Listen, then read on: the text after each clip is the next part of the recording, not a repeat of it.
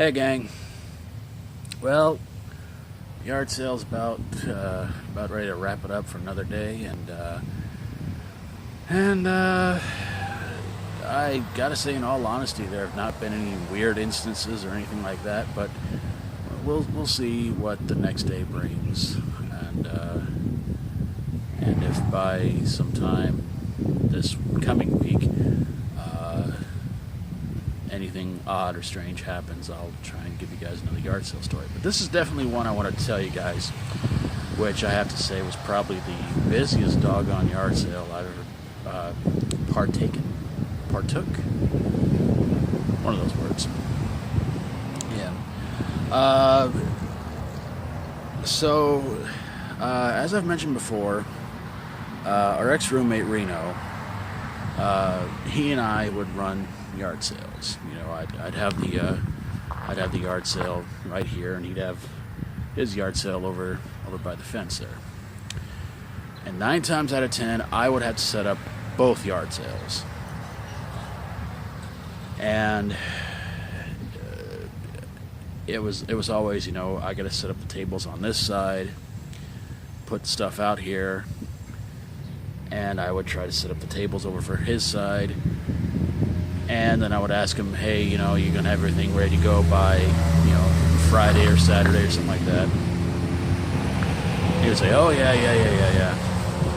Day before, night before the big yard sale would happen, I'd tell him, you don't have anything out there. I'll sell something out there before I go to bed. And what would happen? He would go to bed and everything would be out there. And he'd get out there 7:30 and just throw everything on tables, whatever he could find, which became a big pain in the butt.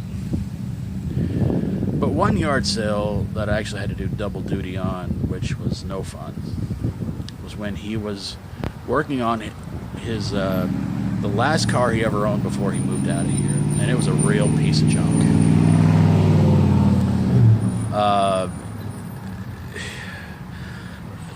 The one thing I can tell you about Reno is that he has many flaws, although he doesn't think he has any, but he does. He has a lot of them.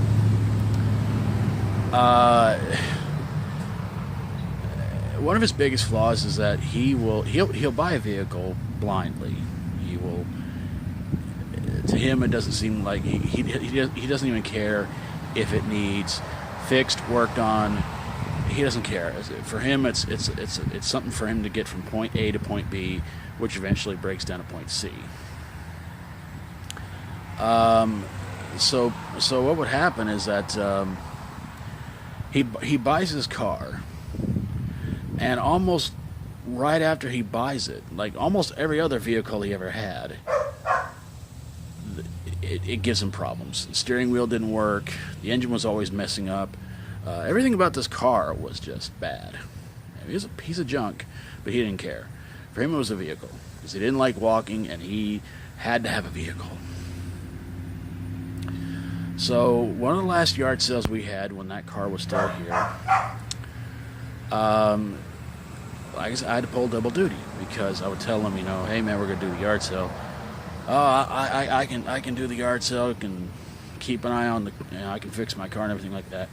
And most of the day, it was him, his brother Ryder, the one I don't trust, and a friend of theirs working on his car. And every once in a while, when people would go over there to his side, I'd have to walk over there and try to tell him how much certain things were. But when it came to yard sale tables, he didn't do like I would, you know, because you may notice on some of these tables here, you know, you got little signs up that says, you know, everything on here is this much, everything on here is this much, and all that. He would just throw stuff on a makeshift table and just tell people, this is how much this is worth, this is how much this is worth, and all that. And one of his biggest things was, you know, I have this table full of shirts, 25 cents each. Doesn't matter what's on them. I don't care if it's, I don't care what name brand shirt is or anything like that. It's 25 cents to buy it. If he had a name brand shirt, Tommy Hilfiger, something like that, $1, $2, something like that. So he's working on his car most of the day, and I'm trying to pull double duty. And the biggest problem was that trying to keep separate the money he would make and the money I would make, and that was rather difficult. because it would be like, okay, I would make $7, he would make $4, or he would make $11 and I would make $6 or something like that. So trying to split the money up between the 2 yard sales with him constantly working on his piece of junk car was really, really bad. So sometime after this yard sale that we had with him working on his car, he got rid of the dang thing, which unfortunately did not have a happy ending to it, because I think he paid somewhere between about $800 to $900 for it, and he wound up selling it for about $200 to $300, and it was just for scrap metal and stuff like that. He wanted to try and sell it for about $1,000. I said, dude, that thing ain't worth $1,000. That thing's a piece of junk. I said, you may get $100 from a guy who might want it for spare parts, stuff like that. No, I'm gonna get $1,000 out of it. I promise. I know I'm gonna get $1,000 out of it. He didn't. So yeah, so that was the last vehicle I ever knew him owning. And before he came back here to visit a few months ago, of course, he wasn't driving his vehicle. I think he was driving his mom's van or something like that. But yeah, and that was one of the last yard sales we had. The last yard sale we had before he moved out, you know, he would make his money. There was no distractions, vehicles, or anything like that.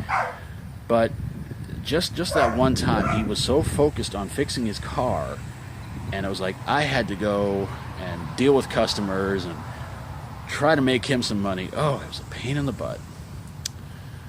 But then again, so is he. All right, gang. Well, I'm gonna get on out of here. I'm gonna get this bad boy uploaded a little bit later, and hope you guys enjoyed the video. And again, I'm gonna do this one more day, and if anything strange happens, I'll try to let you guys know. So thanks for watching, everybody. God bless you all. If you like my videos, please feel free to subscribe, and I'll see you guys next time. So thanks for watching. Take care of yourselves. Hope you guys are having an awesome weekend, and as always, stay strong and rock on.